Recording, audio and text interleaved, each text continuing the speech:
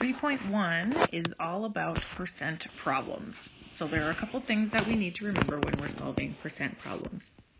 First thing that we need to remember is that percent problems have three parts. There is the part, the percent part, and the whole part.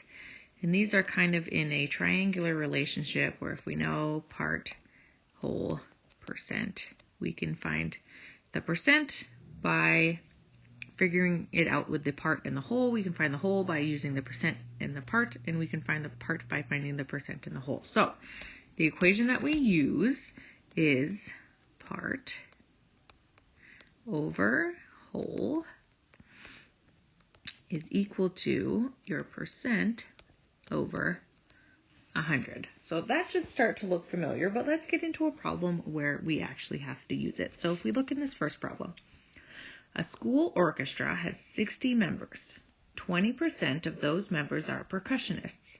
How many orchestra members are percussionists? Okay, so part is before is. Part before is, that's what I wrote here. There we go. And whole follows of. So 20% of those members, and those members are the 60 members. So 60 is our whole. So we can put that in its place. 60 down here equals over 100. Our percent is 20, which means that we are finding our part. So the way that we find our part is that we, or any of these, is that we are going to cross multiply. So we are going to take 60 times 20, which is 1200, and then we're going to take equals 100 times p. Sorry, I should write them the other way around so that we don't get confused.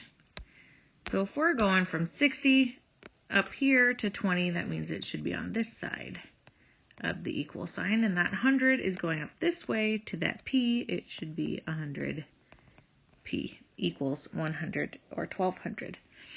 So then we can take this, and this looks like a lot like question 7 on your quiz, which we should all know how to solve now because we either needed to get help to get it right or we got it right on our own. So what we do here, if we're trying to solve for what p is, it's kind of like x, like on the test. We would take this 100 and we would put it down here and we would divide. And then we would have p equals 1200 divided by 100, which is 12. There are 12 hundreds in 1200. All right, so let's do another problem. So Nixon estimates that it will take him, this should say him, 5 hours to finish an art project. It actually takes him 320% of the time. How many hours did it take him to finish the project? So again, we have our part, whole, percent over 100. So we have equals, I know this is 100 because it always is. There's my percent, 320. Now we just need to decide whether the whole or the part is 5 or whether the whole is 5. So the art project was supposed to take a whole of 5 hours, but it actually took longer. So 5 is actually our whole here, and we're finding our part again. So if we solve it just like the last one that we did, we have our 5, and it doesn't matter whether you go top to bottom or bottom to top. It doesn't really matter, but either way, we need to do 5 times 320, which equals, or 5 times 32, which equals 1600 over, oh, not over, erase that there. We have equals 1600. And then we have the other side, which is 100 times p, which is 100 p. And again, we know that we take this and we move it down here and we divide. And 1600 divided by 100 is, again, there are 1600s and 1600. So it is just 16 hours. If we look at the last problem, I'll switch colors one more time.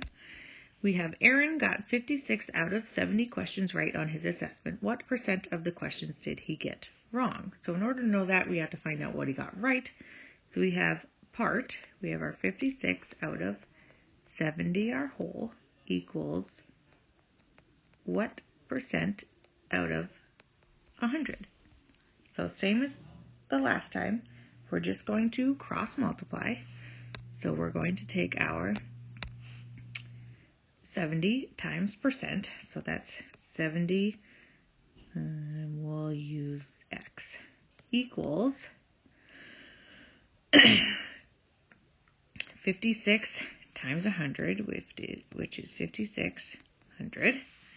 And in order to figure out what x is, we're going to take 56 divided by 70. That's an awful 70. It looks like 76.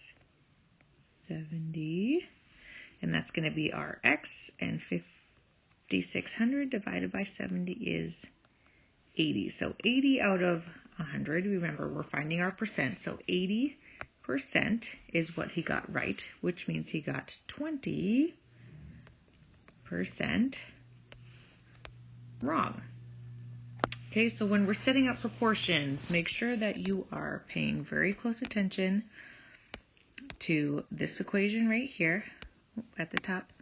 Part over whole equals percent over 100. And then you are cross multiplying. So from the bottom on one number and multiplied with the top on the other side. Bottom with top, whole with percent, 100 with part, or part with 100, and percent with whole. Doesn't matter. And then you are then dividing. So hopefully we don't have any problems with percent problems, but if we do, make sure that you either watch this video again or sign up for seminar tomorrow.